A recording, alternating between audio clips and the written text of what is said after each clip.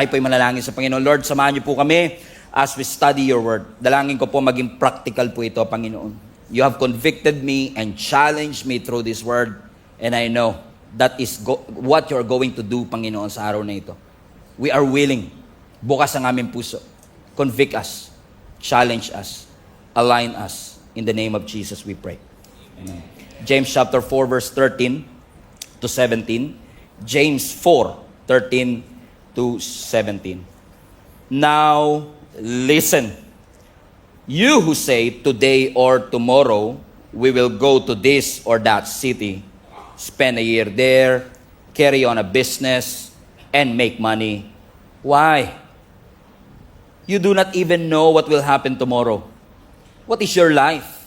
You are a mist that appears for a little while and then vanishes. Instead, you ought to say, if it is the Lord's will, we will live and do this or that. As it is, you boast in your arrogant schemes. All such boasting is evil. And if anyone then knows the good they ought to do and doesn't do it, it is a sin for them. Pwede niyo po ba akong tulungan na sabihin ang title ng message natin sa katabi natin? Lagay niyo na rin po sa comment section, Submit Your Dream.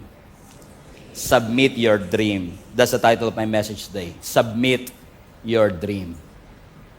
And you know, one of the most popular struggles that many Christians are facing is not actually a lack of vision. Maraming Christian, hindi po nag-i-struggle sa kakulangan ng vision. Naniniwala ko maraming Christians ang nag-i-struggle dahil kulang sa surrender. Lalo na po yung kultura natin na tinuruan po tayo na follow your dreams. Narinig nyo na po ba yan? Follow your dreams. Nakikita nyo yun sa mga ref, nakikita nyo yun sa mga jeep, nakikita nyo yun sa mga social media posts, naririnig nyo yun sa mga TED Talks, nakikita natin yan sa mga pop culture, sa mga branding and advertisement. Pero yung salitang follow your dreams, hindi ho biblical yan. Hindi po itinuro ng Biblia na sundan natin ang ating mga pangarap. Yan po ay cultural mantra. Nakasanayan na po natin. However, hindi natin maitatanggi na marami ho talagang tao, mas pinupurso nila yung pangarap nila kesa yung layunin ng Panginoon sa kanilang buhay. No wonder marami pong mga tao today successful pero parang hindi nakakapagpahinga. Napansin niyo ho ba na maraming tao, they have the money, marami silang pera pero nawawalan ng meaning ang kanilang buhay.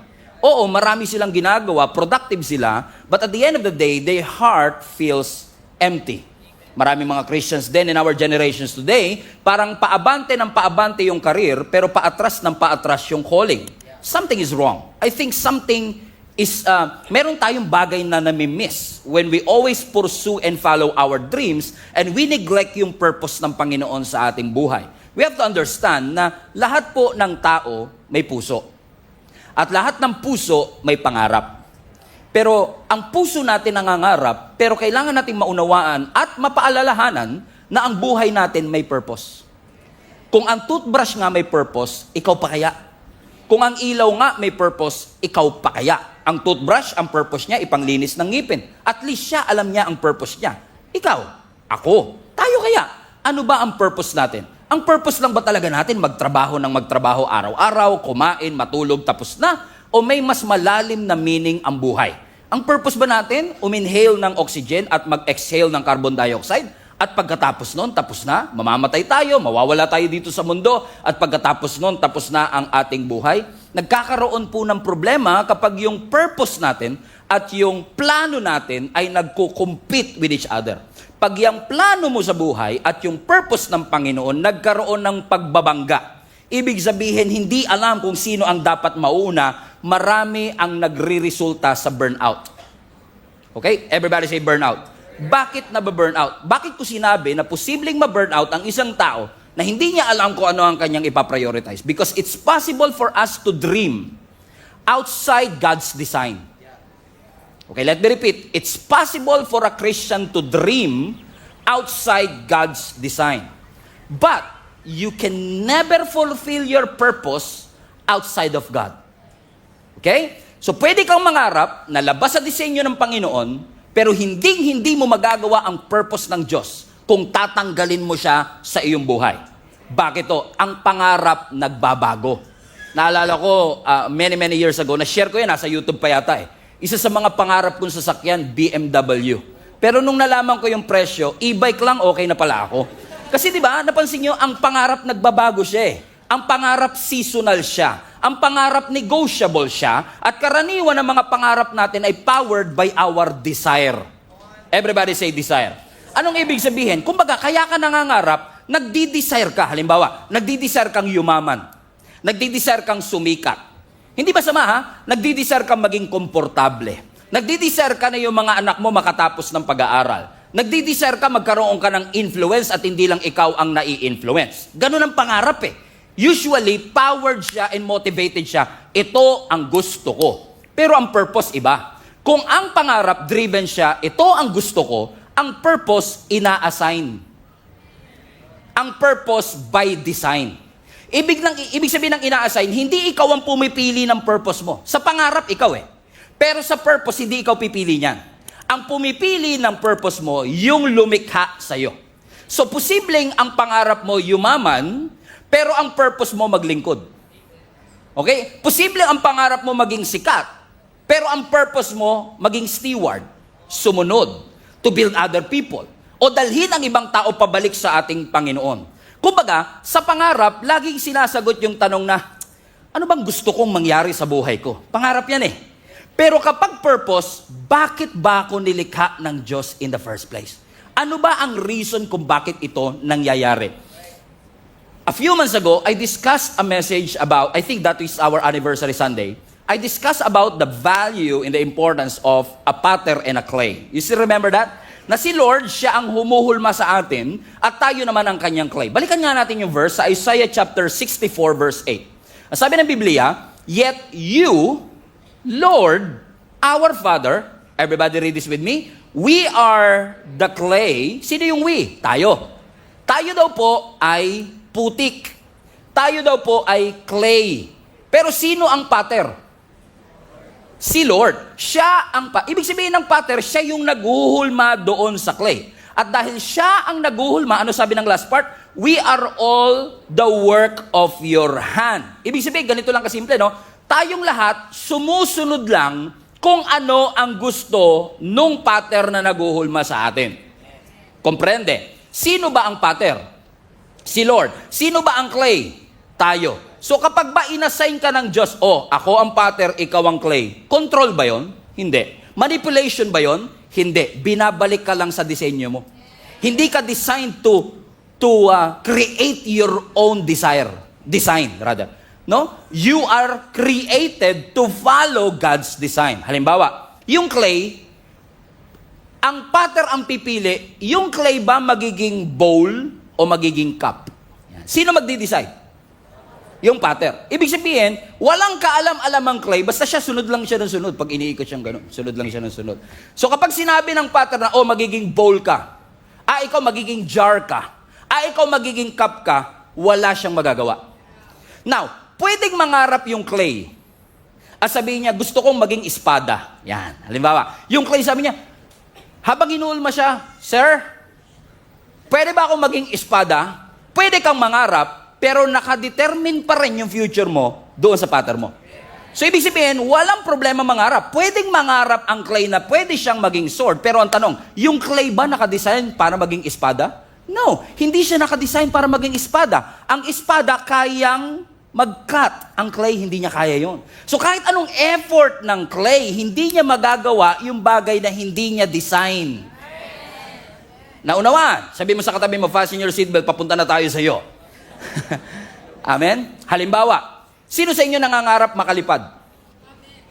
Sarap nun, di ba? Kung magkakaroon ka ng superpowers, isa sa mga superpower ko, pastor, gusto kong makalipad ako. Pero ang tanong, pangarap mo makalipad, gusto mong makalipad, pero nakadesign ka ba para lumipad? Hindi. So kapag tinangka mong lumipad, hirap ka. Imposible pa nga eh. Tama, andyan pa ba kayo? Tama. Pero yung hirap ka, madali sa ibon. Kasi yung ibon, design talaga siya para lumipad. Meron na ba kayong nakitang ibon na nag-enroll sa flight school? Halimbawa, gusto kong matutong lumipad. Okay? Paglipad 101. Ayan. May ganyan ba? May lesson ba ang ibon para sa... Wala. Kumbaga, nung ipinanganak siya, kahit hindi niya pa na-try lumipad, once na pinakawalan siya dahil built-in sa kanya yun, effortless ang paglipad. Halimbawa, ang isda, design siya para sa tubig. Wala kang makikitang isda na nag-e-enroll sa swimming school. Walang isda na nag-swimming lesson. Lahat ng isda, naturally, based on design, bigla na lang silang lumalangoy. So, ibig sabihin, kung ang ibon lumilipad, ang isda lumalangoy, hindi mo pwedeng pagbaliktarin. Bakit? Ang isda, unless flying fish, pwedeng makalipad, pero for a while nga lang eh. Pero yung ibon, hindi mo siya pwedeng palanguyin at hindi siya makaka-create ng hininga doon sa lugar. Pero, pagkapaliparan ng usapan at ibong ka, kayang-kaya ko yan. Pero kung palanguyan ng usapan at isda ka, walang problema. Bakit? You don't try to become what you already are. Hindi mo ini-effort na matutong lumangoy kung dinisenyo ka talaga ng Panginoon sa tubig. Naunawaan niyo sinasabi. Bakit? Depende yan sa design. Depende sa design ng Diyos. That is why, kapag may design, ibig sabihin may designer. Napakalalim nun. Tama? Lahat ng design, ang may pakana niyan, yung designer. So kung tayo ay may design, ang tanong, sino ang designer ng buhay natin? Sino ang nag-design na para ka dito, si Pastor Stephen ay para dito, kasi yes, pwede mong turuan ang ibon para lumipad. Pero sa totoo lang, kahit hindi mo siya turuan, bigyan mo lang siya ng space, lilipad siya. Ang isda, hindi mo kailangan turuan lumangoy. Ilagay mo lang siya sa tubig, matututo siya lumangoy. Bakit? Yun ang kanyang desire. Hindi siya kailangan mag-effort. And I realize one thing. Kaya maraming tao ngayon ang pagod, anxious, pressured, hindi dahil mahirap ang buhay. Kaya tayo pagod, kaya tayo pressured, kaya tayo anxious, kasi kumikilos tayo na labas sa design ng Diyos. At pag kumilos ka na labas sa design ng ating Panginoon, kahit mag-effort ka, kung hindi mo yung design, hindi mababago ang function mo. Kahit na mag-aral ang ibon lumangoy, kung hindi yun ang design niya, hindi siya makakahinga sa ilalim ng tubig. Kahit na ang isda, mag-aral pa siya ng 4 na taong kurso, kung paano siya lilipad, kung hindi niya design yun, hindi niya magagawa. At kahit anong pilit mo, anak, kahit anong pilit mo, kapatid, kung hindi ka dinesign ng Panginoon kumanta,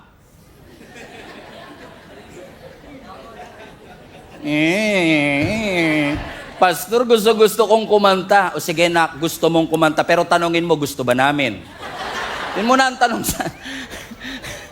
Sabi mo sa katabi mo, wag mo na pilit. Sabi mo, parang hindi nyo sinabi Amen? Kasi, halimbawa, kung talagang hindi ka kumanta, pag nag-effort kang mag-aral, may improve ba performance mo? Yes, may improve ang performance mo, pero hindi mo marere-write ang design ng Panginoon sa iyo. Even though you try harder, you work harder, you train longer, you push deeper, you can never do what God has not designed for your life. Kaya kung maraming mga tao ngayon ang pagod, pressured, and anxious, not because life is hard, but because you are operating beyond God's design, posible kaya mga kapatid na maraming tao these days na pagod na pagod. May mga kalala ba kayong ganyan na pagod? And usually, pag may mga kilala tayong napapagod, ano ang usual temptation? I need to motivate this person. I need to challenge these people. Pero what if hindi talaga motivation ang kailangan niya? Kundi ang kailangan niya, alignment. Nawala siya sa design, kailangan mo siyang ibalik dun sa alignment. Ibalik siya. Saan ba talaga siya tinawag ng Panginoon? Kasi pag pinipilit mo, mapapagod ka talaga eh. Amen ba mga kapatid? For example, sino sa inyo nag-exercise?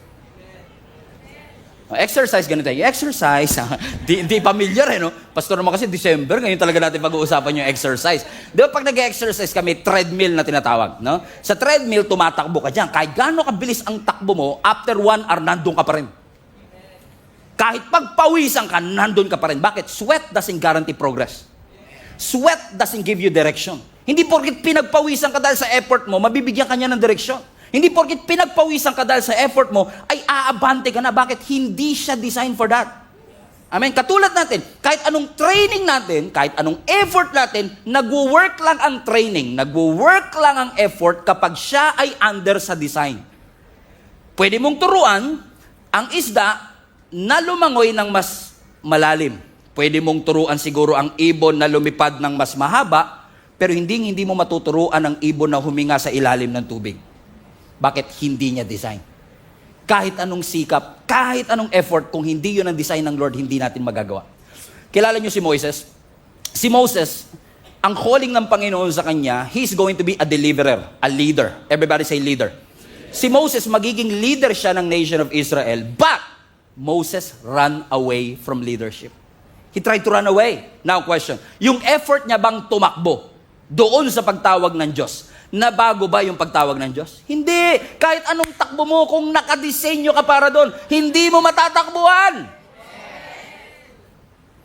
Kahit na natatakot ka, mawawalan ako ng kaibigan, natatakot ka, mawawalan ako ng negosyo, natatakot ka, mawawalan ako ng trabaho, kung yon ang design mo. Yung nakatayo sa harap nyo, takot din ako mawalan before. Takot ako mawalan ng trabaho, takot ako na hindi magkaroon ng magandang future. Pero kapag ka yun ang design ng Lord, hindi mo siya matatakbuhan. Si Jonah, for example. Binigyan si Jonah bilang propeta ng isang assignment para siya ang magbigay ng balita sa Nineveh. Anong ginawa ni Jonah? The runaway prophet. Come on now. Anong ginawa ni Jonah? Tumakas sa Panginoon. Question, nung tumakas ba siya, nabago assignment niya? Hindi! Kahit na tumakas ka, hindi magbabago assignment mo. Sabihin mo sa katabi mo, parang ikaw tapi ka. Amen? Kahit anong takas mo, kahit anong iwas mo, pag yun ang assignment mo, mapapagod ka lang, magbabayad ka lang, tatagal ka lang, pero hindi mo matatakasan ang pagtawag ng ating Panginoon.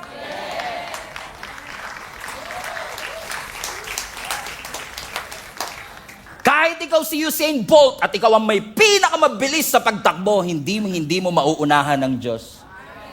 Si Peter, he catch the fish all night, effort, but he caught nothing. Why? Without the presence of God, walang bunga lahat ng ating ginagawa. I mean, even if your effort can make you successful, only God's purpose will give you fulfillment. Samson. Si Samson, binigyan siya ng Panginoon ng mandato to be a deliverer. Siya ang gagamitin ng Lord to deliver the nation of Israel against the Philistine. Pero may ibang pangarap si Samson. May purpose siya. Anong purpose niya? Be a deliverer. Pero ano ang pangarap ni Samson? Gusto niya babae. Di si Samson, naghanap ng maraming babae. Kasi gusto niya pleasure. Pangarap niya maging lover boy. Samson the lover boy. May pagmamalaki naman kasi physically talagang malakas Ang mga babae, impress sa kanya, pero yun ba ang purpose kung bakit siya pinalakas ng Panginoon? Para lumapit ang babae sa kanya? Hindi. Kaya siya pinalakas ng Panginoon para maging tagapagligtas. Hindi para ikulong ang iba sa kanyang pag-ibig at pagmamahal. Medyo corny yun, pero sige, tinawanan nyo naman. Pasok na rin. Amen? Bakit? Nangarap siya ng pleasure, nangarap siya ng admiration, nangarap siya na siya magkocontrol sa kanyang buhay. Binigyan ako ng Lord ng kakaibang lakas, pero gagamitin ko to sa iba. Ano nangyari? Alam natin ang sinabi ng storya, di ba? Judges chapter 13 hanggang 16. Ano sabi ng scripture? Nung ginupit ang buhok ni Samson, burst paid ba yan, sir? Burst paid pa burst paid pa rin to. Nung ginupit ang buhok ni Samson, ang sabi ng Bible, nawala sa kanya ang kanyang lakas. Pero ang question, nasa buhok ba talaga ang kanyang lakas? Hindi. Kasi, kaya siya nawala ng lakas, hindi dahil umiksi ang kanyang buhok, kundi dahil iniwanan siya ng presensya ng ating Panginoon. Bakit? Kakahabol niya ng gusto niya, nawala sa kamay niya yung tunay na kailangan niya. Presence of God. What good is it that you gain the whole world, but forfeited your own soul? What good is it na nakuha mo lahat ng magagandang bagay sa mundo? Nabili mo ang pinakamahal na kama, pero hindi ka pa rin makatulog. Ang dami-dami niyong pagkain, wala kang gana. Why? Because food doesn't guarantee appetite. A good bed doesn't guarantee a good sleep. Vacation doesn't guarantee rest. Lalo pag ikaw magbabayad, hindi ka talaga mapapahinga. Kasi maya't maya, pambayad. Sabi mo sa katabi mo, vacation pa more. Amen? Because he chased what he wants, he loses something that is important to him. And that is his calling, his purpose. And that is the presence of God. Ba't pa kasi ang Panginoon, Pastor, nakikialam pa sa mga plano ko sa buhay? Ba't hindi na lang tayo hayaan ng Diyos na mag-succeed using our own terms? Ba't pa kailangan ng Diyos makialam sa mga plano ko sa buhay? First things first, sino nagbigay ng hininga sa'yo? Kasi minsan, nakakalungkot minsan huwag kayo mag-alala, hindi kayo taga ibang location, taga ibang bansa. Kasi mga nandito ngayon, mga sobrang lapit nyo kay Lord, candidate kayo sa kanang kamay ni Lord. Sobrang bait ng buhay ninyo, na hindi kayo nagkakamali. Na minsan si Lord, ginagawa nating alternative. Yung parang, Lord, ito na schedule ko sa 2026, singit ka na lang kung kailan mo gusto. Hindi sinabi ng Bible, i-add mo si Lord sa schedule mo. Ang sabi ng Bible, seek Him first. Okay? And all these things. You have to understand something, mga kapatid, and I say this with love and humility. Life is more than just work. Ang buhay hindi puro trabaho lang. Hindi puro tulog lang. Ano kapag ang buhay mo puro trabaho pero walang meaning? Mapapagod ka. Mapapagod ka. Kailangan lahat ng ginagawa natin may rason. Lahat ng ginagawa natin may meaning. Kasi pag may meaning ang isang bagay, na-appreciate mo. Pag may meaning ang isang bagay, may malalim na dahilan. At pag may malalim na dahilan, kahit pagod ka, ipahinga mo, babangon ka. Pero pag exhausted ka na, pag empty ka na, yun ang pinakadelikado sa lahat. Pag empty ka na, mahirap na yun eh. Kasi wala ka ng drive, wala ka ng soul, wala ka ng motivation that you forfeited your own soul. And don't think for a moment na kapag may hiningi ka sa Diyos at hindi niya binigay, sasabihin mo kaya hindi binigay ni Lord yun, baka masyadong malaki yung dreams ko. No, God is not intimidated with your big dreams. Walang pangarap ang tao na mas malaki pa sa ating Panginoon. Kahit yung pinakamalaking pangarap mo, maliit yan sa harapan ng Panginoon. Kung maliit lang pala, Pastor, ba't di binibigay ng Diyos? Hindi binibigay ng Diyos yan dahil masyadong malaki para sa Kanya. Hindi binibigay yan kasi masyado siyang maliit kung ikukumpara sa purpose mo. Sabihin mo sa katabi mo, don't settle for less. Anong ginagawa natin? Habol tayo ng habol sa mga pangarap natin. Napansin nyo ba yung pera kapag hinahabol nyo, lalong tumatakbo? Tuwan-tuwa ka, sabi mo, malapit na yung 13-month pay. Wala pang 13 hours. Ubus sa at least dumaan, Pastor. Kakahabol mo ng pangarap mo, mag-isa ka na lang, sino magsusustain sa'yo pag nagsosolo ka kakatupad ng pangarap mo? Akala mo ba madaling to pa rin ang pangarap? Hindi madaling to pa rin ang pangarap. Kaya nga po siya pangarap eh. Hindi siya madaling to pa rin. So kung tutuparin mo siya mag-isa, pag kailangan mo ng tulong, sino tutulong sa'yo? Wala. Mag-isa ka. Sino magsusustain sa'yo ngayon? Mag-isa ka din. Pero pag ang pinurso mo purpose, God is committed. Committed ang Diyos to give you, He is committed to have a responsibility for your future. So, hindi ikaw magsusustain sa sarili mo. Ang Diyos mismo ang magsusustain sa iyo.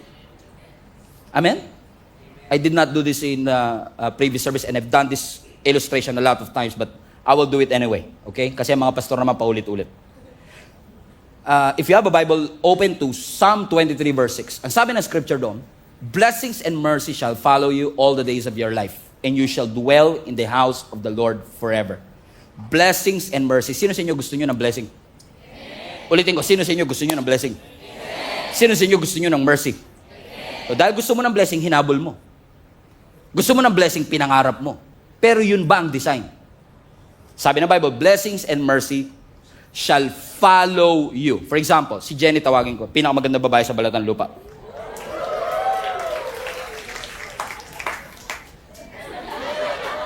Total, siya naman ang blessing ko. Yeah! Okay. Ang sabi ng scripture, blessings, kunwari si Jenny ang blessing. Ang sabi ng scripture, blessings and mercy shall follow you. So as you pursue God, by design, blessing should, no effort, blessing should by design. Ano ang condition? Pursue God and blessings will follow you all the days of your life. So ibig sabihin, when I pursue the Lord, I don't have to worry, may pambayad na ba kami? I don't have to worry, paano na yung mga anak ko? No, because it's automatically pursuing you. Kaya kapagod at hirap, binabaliktad mo yung design. You are pursuing the blessing. Habol ka ng habol sa blessing. Tapos, pag mag-isa ka na lang, sabi mo, nasa na si Lord? Iniiwan ako ng Lord. Hindi ka iniiwan ni Lord. Ikaw ang umiwan sa Kanya. Kaya, pag nasa ganitong sitwasyon ka kapatid, nagtataka ka, bakit mga desisyon ko, bubo? Alam mo yun? Dinicide ko talaga yun. Di ba parang, ba't ganun ang desisyon ko? Paano ka magkakaroon ng wise decision kung yung source ng wisdom nandun? Paano ka magkakaroon ng peace dito kung ang source ng peace nandun? Kaya sabi ng design, balik ka sa design. Ano ba ang design? Pursue it. And blessings and mercy shall follow you. Comprende? Thank you, Be. Amen? Lahat naman kasi talaga, nung nagsimula, may purpose naman talaga yan. Lalo tayo na, halimbawa, sa mga OFW natin, mga nanonood online today. Let me know in the comment section kung saan kayong parte ng mundo. Just for us to have a clear picture of as to how many people have been working abroad. Maaaring may kakilala ka nagtatrabaho sa abroad. Especially kung Christian yung nagtatrabaho sa abroad. Bago yan umalis dito sa bansa, nanalangin niya kay Lord. Sabi niya, Lord, aproban niyo lang yung visa ko. Maglilingkod ako sa iyo hanggang wakas. Actually, Lord, para mapatunayan ko seryoso ko, yung kalahati ng sweldo ko. Yan, Lord, 50-50, Lord, kalahati ng sweldo ko, itutulong ko para sa construction ng Gia Kamanaba Worship Hall. Ha? Bakit? Kasi nga, di ba? Ibig sabihin, karamihan ng umalis, missionary. May mission. Tama? Pagdating. Napalitan yung mission ng paano ko aasenso. Yun. Hindi masamang umasenso. Hindi masama. Ako nga, ina-advocate ko. Ipanalangin, di ba, almost every week, pinagpe-pray ko, umasenso business ninyo. Walang problema sa pag-asenso. Pero ang problema kasi, 2 years ka na ron,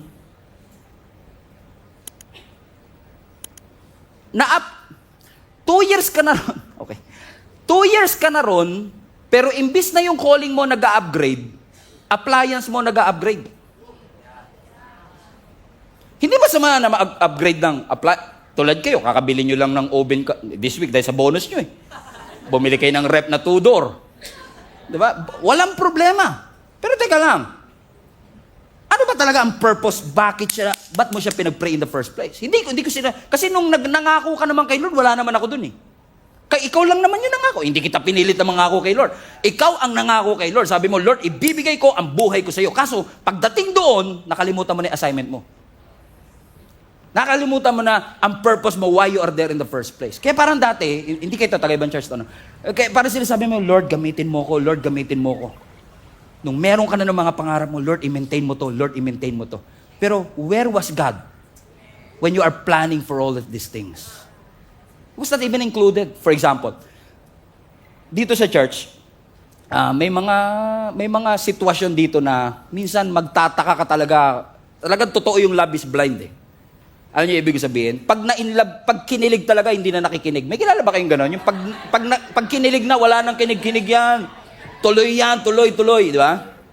So, dito, talagang minsan alam mo yung mga red flag na, alam mo na di ba, may problema, yung ganyan. Pero minsan, pag in love ka, di mo napapansin yun. Kaya kailangan mo ng mga kaibigan na magsasabi sa'yo na, hinay-hinay ka, pag-pray mong mabuti yan. Pero ano mangyayari? Dahil mahal na mahal mo, hindi ka makikinig. Tituloy ka, bam, mahal mo eh. After 6 months, nag-break kayo. Niloko ka. Aroy. Aray mo. Bakit ko sinabing aray mo? Kasi pag nasaktan na broken heart, yung nakalimutang leader, babalikan. Pastor, heartbroken ako. Kung ako yon, ang sarap sabihin, nung kinilig ka, di ako kasama. Tapos ngayong heartbroken ka, sasama mo ako. Bala ka dyan.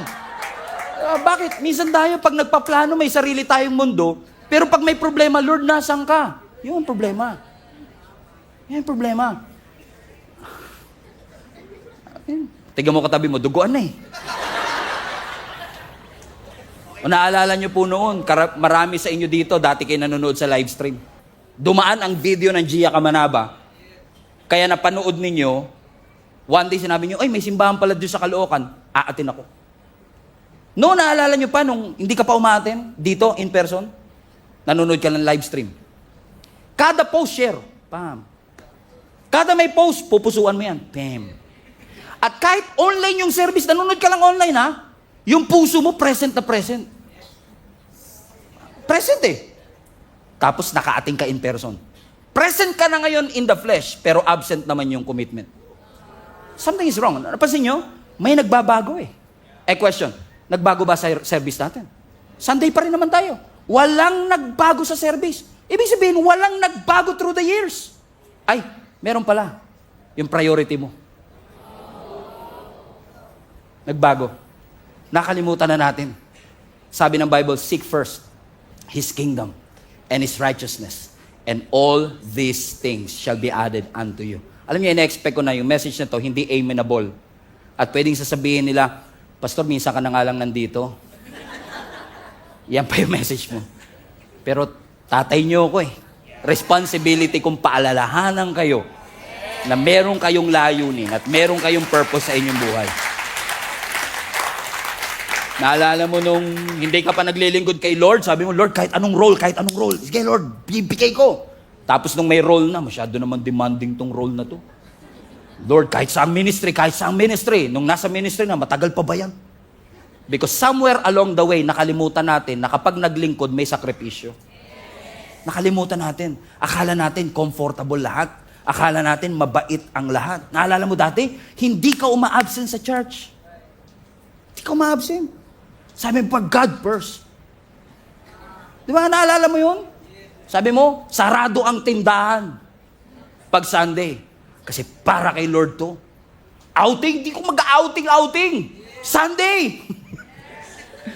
Kayo yun ha, kayo yun. Huwag niyo ako damay. Diba? Ikaw naman nangako nun eh. Diba? Pero recently, di ba, napapansin mo, diba, pag may mga long weekend. Diba? Sabi mo, maganda magbakasyon dito ah. Hindi masama ah. Hindi masama. Pero minsan, nasa di ba? I mean, family first eh. O di nasa family na. Di nandun ka na sa resort, di ba? Say, woo! Habang nagagaganong ka, kami dito nakaganon, di ba? Kami dito nag-worship, ikaw ganun-ganon ka sa swimming pool, di ba? Saya mo eh. Di ba? Hindi natin pinipigilan. Kasi nga, pamilya yan eh. Di ba? Walang problema. Lalo kung yan lang talaga oras ninyong pamilya eh. Pero alam mo na ang services natin every Sunday, 5 yan sa online. Meron pa yung Monday ng gabi. So alam mo may oras ka pag Monday, tapos na yung outing nun ah. May internet? Meron. May access? Meron. Ano wala? Eagerness. Yun yung nawala. Hindi na nagbago yung church eh. Ang nagbago yung eagerness, nagbago yung priority. Sabi nga nila, pag gusto, pagkaayaw, ako ba nagsabi? Kayo nag-fill in the blanks. Amen. Sabi mo sa katabi mo, ikaw talaga target ni Pastor today. Oh. Yung katabi mo, dati nag-a-adjust pa yan. Pag Sunday, di ba? Sabi niyo, yun. Pero ngayon, wala. Pwede mo ba sabihin, nanlamig ba siya, Pastor? Hindi naman siya nanlamig kay Lord. Masyado lang napasarap yung pahinga. Oh, bakit ko sinasabi? Tatandaan niyo to mga anak. Ha?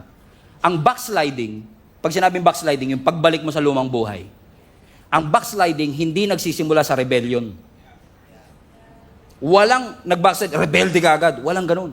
Karamihan ng nagbabackslide, if not lahat ng nagbabackslide, hindi rebellion ang simula. Ang simula, neglect.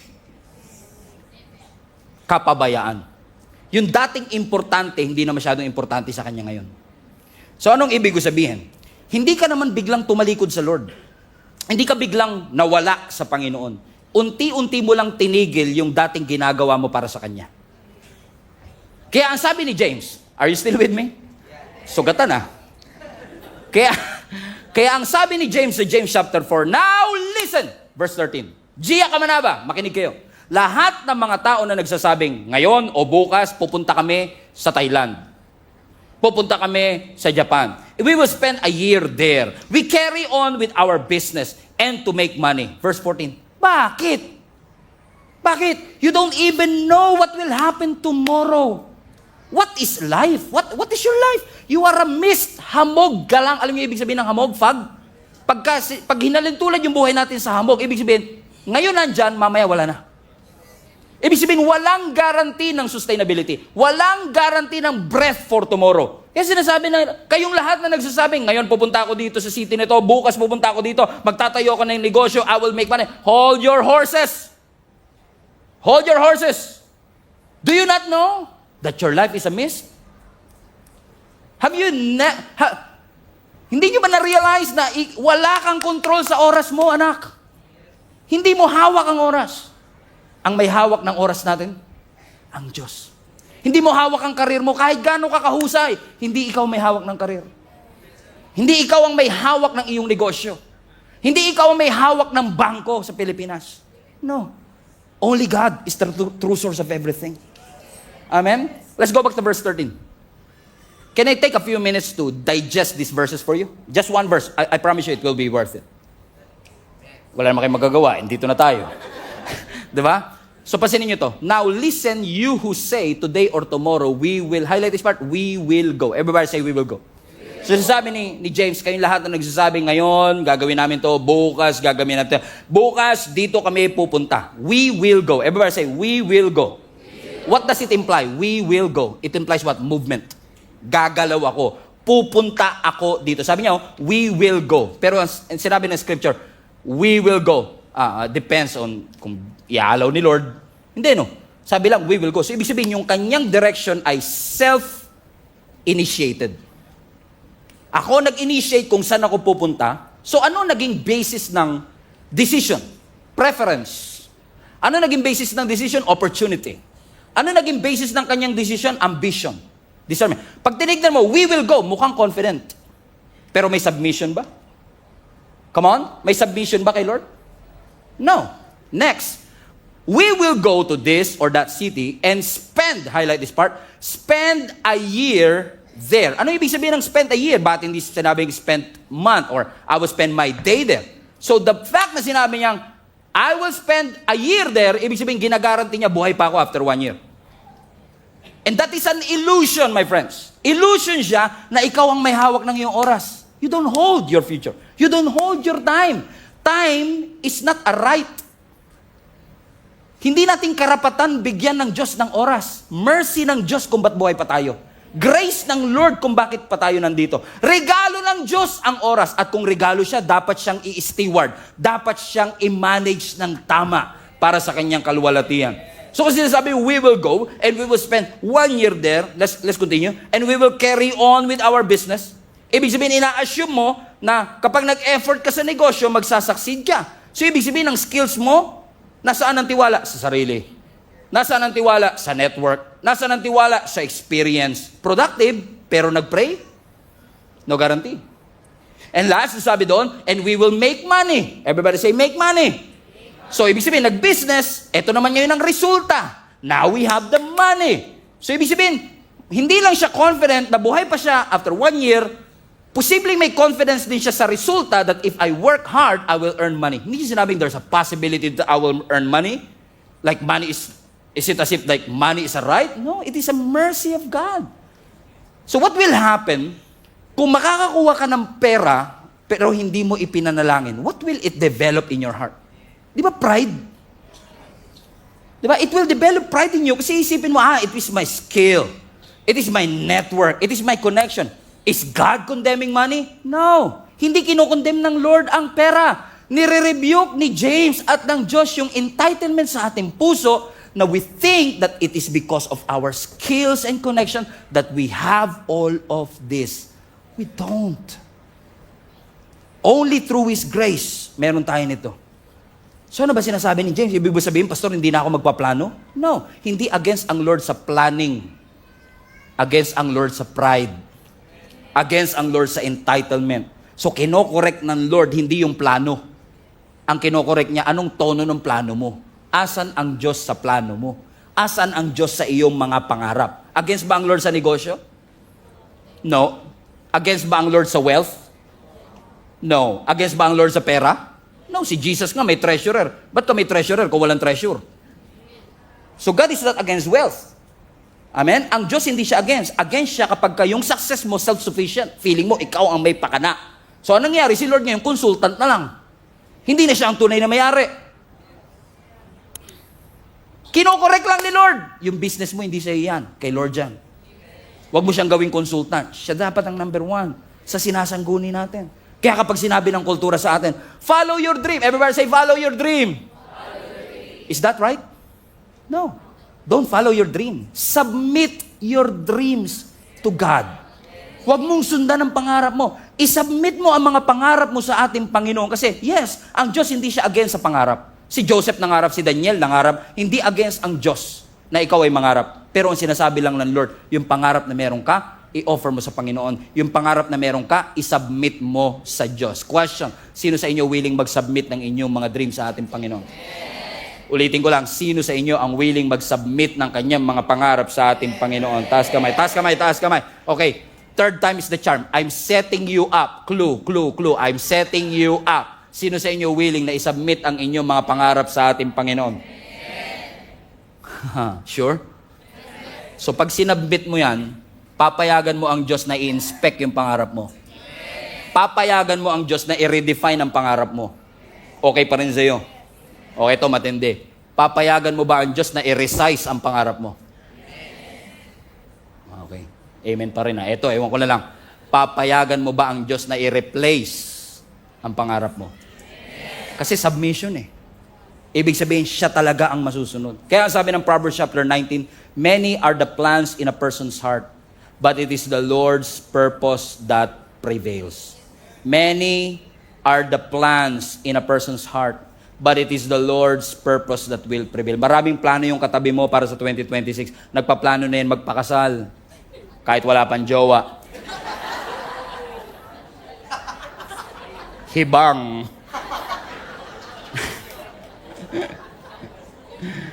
Boyfriend muna bago kasal, pabir. Joke lang. Nagpaplano tayo para sa 2026. Kaya sabi ng scripture, many are the plans in a person's heart, but it is the Lord's purpose that will prevail. Look at the screen. Look at the screen. Look at the verse. Look at the contrast. Plan, purpose. There is a plan, there is a purpose. Pero hindi lang yung plan and purpose ang contrast. Pati yung dami may contrast. Sabi ng Bible, many are the plans, but we only have one purpose. Now naman, many are the plans in man's heart, but it is the Lord's purpose that will prevail. Anong ibig sabihin ng contrast na ito? Look at the screen again. Highlight that part, plan. Yung plans na yan is actually from the Hebrew word machshaboth. Okay, everybody say machshaboth. Now, hindi lang to basta nagplano ka. Pag sinabi mong machshaboth, ibig sabihin nun, inisip mo siya. Nag-strategize ka na. Kinalculate mo na. Kumbaga, hindi pa dumarating, calculated mo na by the age of 30. Ganyan. Nagpaplano ka na. Hindi masama. Pero yung sinasabi dito, marami tayong mga calculations na yung puso natin naging pabrika ng napakaraming options na meron ka. Pero, ang sabi ng scripture, marami ka mang machshaboth in your heart, but it is the Lord's purpose. Ano yung purpose sa Hebrew word? Etsa. Matraffic dyan ngayon. Amen? Marami ka mang machshaboth, but it is the Lord etsa that will prevail. Anong difference? Ang machshaboth, maraming thoughts, maraming strategy, maraming calculation, but it is the Lord's purpose that will remain. It is the Lord's purpose that will stand. It is the Lord's purpose that will outlast you. It will outlast. So listen, church. Based on that context, balik na yung verse 13 na. So, listen, church. Kayo na nagsasabi na, today and tomorrow, highlight everything. We will go. We'll spend a year. We'll carry on a business. We will make money. Look at the screen. We will go. We will spend a year. We carry on a business. We make money. You see it? We will go, spend a year, carry on a business, make money. What is missing on that verse? Walang Diyos. May plano, pero wala ang Diyos sa kanyang mga plano. Kaya ang sinasabi ng writer na si James, pwede kang magplano na, we will go here, we'll spend a year there, carry on a business, and make money. Verse 14, bakit? Hindi mo ba alam na, highlighted part, hindi mo ba alam? Alam niyo ibig sabihin ng Greek word yan? You know nothing. Hindi mo ba alam kung ano mangyayari kinabukasan? Ang buhay mo para lang hamog. It will appear for a little while and then it vanishes. That's what he's saying. Hindi masama magplano, pero teka, nakalimutan mo ba na wala kang control sa bukas? Wala kang control sa iyong hinaharap. Hindi mo alam. You don't know. That's the dilemma. Hindi mo alam. Plano ka ng plano, pero hindi mo alam kung buhay ka pa bukas. Hindi mo alam kung ano ang mangyayari bukas. Bakit? Si Lord lang nakakaalam. Kasi iyan ang faith eh. Ang faith kasi, hindi ka bibigyan ng estimated time of arrival. Sabihin ng Lord, guarantee at the age of 35, may asawa ka na. Scam yun. Diba? Si Lord ba yata tayo nagsabi siya? Sabi ni Lord 32 lang daw, magkakaasawa na ako. Diba, scam?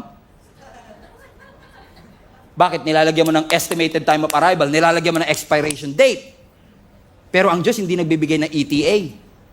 Ang Diyos nagbibigay ng direksyon. By this season, ito gagawin mo. That's the difference. Can you show the picture, please? Anong difference ng compass tsaka ng Google Maps? Ang Google Maps, bibigyan ka ng estimated time of arrival. Ang Google Maps, nakaplanado na, dito ka kakaliwa. Nakadetermine na, darating ka 4:40. Ang compass, hindi niya mabibigay yon. Ang mabibigay lang ng compass, direksyon. Tinatrato natin minsan ng Biblia, Google Maps. Kaya ka frustrated eh. Kasi hindi ipapakita ng Lord sa iyo ang lahat ng daratnan mo.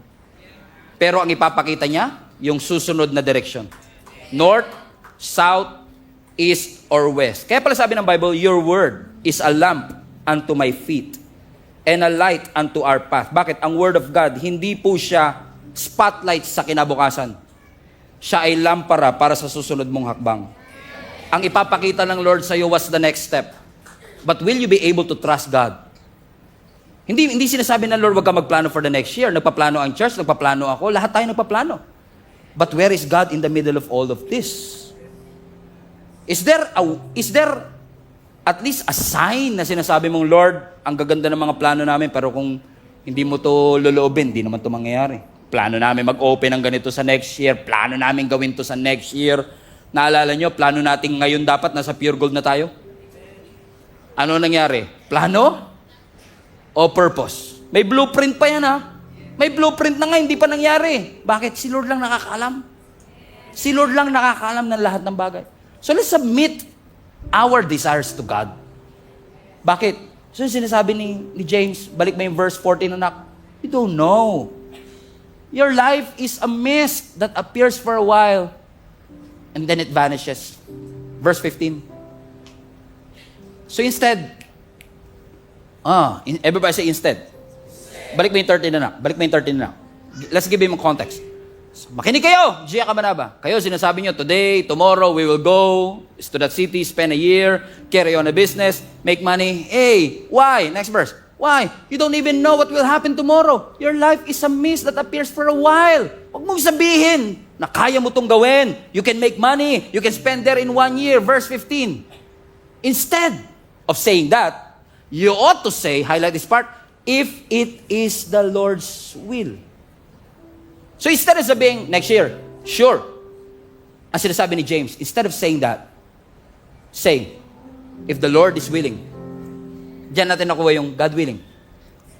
Hindi tayo binibigyan ng James ng additional sa ating Christian vocabulary.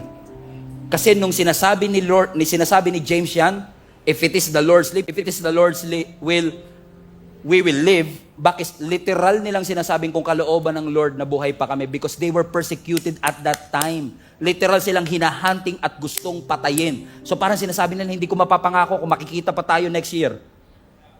So if it is the Lord's will na buhay pa kami, magkikita tayo. So ano sinasabi? Hindi masama magplano. Pero include mo si Lord. Lagi mong isang guni, ito ang kalooban ng Diyos sa aking buhay. Is it God's will for you to do it? Or is it your dream, your will? Submit your dreams to God. Submit your dreams to God. And you will never go wrong with it. Amen? God willing, next year, sama-sama pa rin tayong sasamba sa Panginoon. Because we don't know what will happen. Ang alam lang natin, loobin ng Diyos lahat tayo sama-samang sasamba at magpupuri. Loobin ng Diyos, makakapagtapos ng pag-aaral yung mga anak next year. Loobin ng Diyos, masisimulan yung negosyo next year. Loobin ng Diyos, may malaking project na darating sa iyo next year. Loobin ng Panginoon, magkakaroon ng financial breakthrough ang iyong pamilya. Loobin ng ating Panginoon, yung iyong mga pangarap na namatay, ibabalik ng Panginoon into life. Loobin ng ating Panginoon, makakapaglingkod ka sa ating Panginoon in a whole different level. Loobin ng ating Panginoon, magiging pastor yung katabi mo. Hallelujah. Loobin ng ating Panginoon. Amen. Loobin ng ating Panginoon, ang ating simbahan will continue to grow like never before. Loobin ng ating Panginoon, may pagkain pa rin tayo sa ating hapagkainan. Loobin ng ating Panginoon, walang magkakasakit sa atin sa linggong ito. Loobin ng ating Panginoon, may mga gagaling sa cancer. Loobin ng ating Panginoon, tinaningan ka na ng doktor, pero ang Diyos will heal and sustain you. God, if the Lord will it, it will happen. Submit your dreams to God.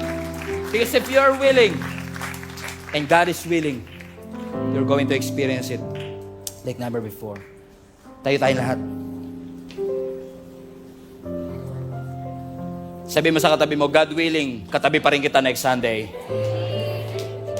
If it is the Lord's will, it will happen. So now as we pray, we are not going to pray, Lord, this is my plan, inilalatag ko lahat ng plano ko, approvean mo. Hindi ganyan ang prayer natin today.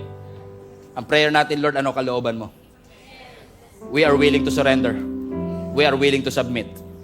If it is your will, it will be done. Panginoon, hindi po namin alam kung meron pa po kaming perang darating next year. Hindi pa po namin alam kung gagaling kami sa sakit. Di namin alam kung may protection pa rin ang aming mga anak. Di nga namin alam kung makakapag-aral pa sila. Di namin alam kung meron pa kami mahuhugot. Di namin alam, Lord God, kung mananatili ang relationship, marirestore ang relationship. But if it is your will, God, we are willing to submit to your will. Not our will, but yours be done. Lord, ang tayog-tayog ng aming mga pangarap, ang lawak-lawak ng gusto naming mangyari sa aming buhay. But at the end of the day, we are willing to submit our dreams to you. We're not giving up on our dreams. We're submitting our dreams into your hands. Bless it, O God. And allow us, Lord God, to experience breakthroughs and miracles like never before. You are a good God. Kapatid, I just want you to realize today that God is a good God. He wants great things in your life. Mas maganda pa sa pangarap mo. Mas maganda sa nais mo sa iyong buhay. But submit yourself to God. Submit your dreams to God and allow Him to be able to intervene. Make Him a priority. Make Him your Lord. Make Him your God. And I promise you, your life will never be the same again. Father, thank you for what you've taught us this afternoon. Salamat. For I know marami kang kinausap, marami kang inalign, marami kang kinorek sa amin. And sa mga kapatid ko, Lord God, that are going to respond to this, do not allow us to misapply the word that we have received. Instead, allow us, Lord God, to be in alignment with your will in our lives. God, thank you. Malapit na pong matapos ang taon, Panginoon, but we thank you that we made it this far. Salamat that we get to greet Merry Christmas. Salamat that we have plans this Christmas. Salamat na healthy ang aming mga anak, healthy ang aming mga kamag-anak. Salamat, Panginoon, for all the blessings and breakthroughs that we have received this year. Marami ring paghihirap, marami ring challenges, maraming mga hindi magagandang sitwasyon na pinagdaanan namin. We always didn't make it. Muntik na kami sumuko, muntik na kami mag-give up, but here we are today, still standing strong. Not because we're able, not because we're good. Maraming nawala, may mga taong nawala, may mga business na nagsara, may mga trabahong na nawala. Pero marami pong salamat, hindi ka nawala sa amin. Hindi mo kami pinabayaan, Panginoon. And so today, allow each and every one of us to be able to respond and say, Lord, if it is your will, allow us to live one more day. If it is your will, allow us to serve one more week. If it is your will, allow us to be with our family one more day. If it is your will, allow us, Lord God, to be part of this church one more year. We thank you, Lord Jesus, for everything that you've done Napakabuti mo. Hindi ka po nagbabago. Taas po natin dalawang kamay.